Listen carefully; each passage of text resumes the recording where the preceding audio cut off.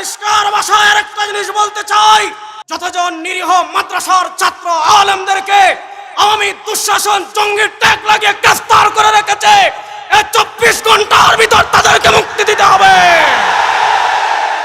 আমরা পরিষ্কার ভাষায় একটা জিনিস বলতে চাই, এই 15 বছরে যে আওয়ামী লীগের ক্যাডাররা, যে আওয়ামী লীগের মাস্তানরা, যে আওয়ামী লীগের নেতারা মসজিদের ইমাম, মাদ্রাসার আলেম মুহতামিমদেরকে অত্যাচার করেছে, জুলুম করেছে, তাদেরকে আইনের আওতায়, বিচারের আওতায় আনতে হবে। যদি তাদেরকে বিচারের আওতায় না আনেন, সোনার বাংলাদেশ কখনো প্রতিষ্ঠা লাভ করবে না। আসসালামু আলাইকুম ওয়া রাহমাতুল্লাহি ওয়া বারাকাতুহু। নাহমাদুহু ওয়া নুসাল্লি আলা রাসূলিহিল কারীম, আম্মা বা'দ। 2024 সালে যে স্বাধীনতা আমরা লাভ করেছি, আমরা গর্বের সাথে বুক ফুলিয়ে বলতে পারি ইসলামী আন্দোলন সে স্বাধীনতা সংগ্রামের মুক্তিযুদ্ধের অগ্রসৈনিক ছিল।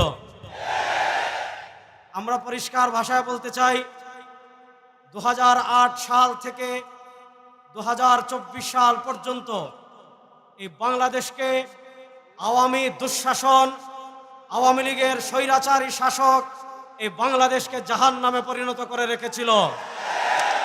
আর এই আওয়ামী দুঃশাসনের অত্যাচারের স্ট্রিম রুলার যাদের উপর সবচেয়ে বেশি চালিয়েছিল আওয়ামী লীগ, তারা হলেন বাংলাদেশের ইসলামপন্থী মুসলমানদেরকে আওয়ামী লীগ অত্যাচারের স্ট্রিম রুলার তাদের উপর চালিয়েছিল।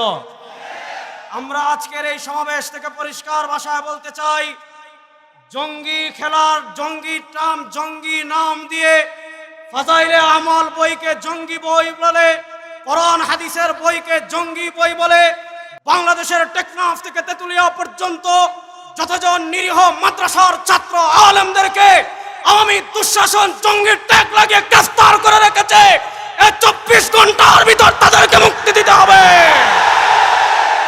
আমরা পরিষ্কার ভাষায় একটা জিনিস বলতে চাই, এই 15 বছরে যে আওয়ামী লীগের ক্যাডাররা, যে আওয়ামী লীগের মাস্তানরা, যে আওয়ামী লীগের নেতারা মসজিদের ইমাম, মাদ্রাসার আলেম মুহতামিমদেরকে অত্যাচার করেছে, জুলুম করেছে, তাদেরকে আইনের আওতায়, বিচারের আওতায় আনতে হবে।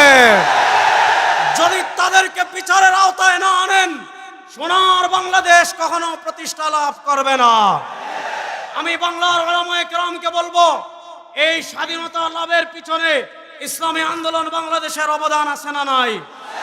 সুতরাং আমি একটা কথা বলে শেষ করছি, আপনারা মাহফিলে কথা বলবেন, আপনারা মসজিদে কথা বলবেন, আপনারা জুমার খুতবায় কথা বলবেন, স্বাধীনতার কথা বলবেন, সার্বভৌমত্বের কথা বলবেন, ইসলামের কথা বলবেন, জিহাদের কথা বলেন।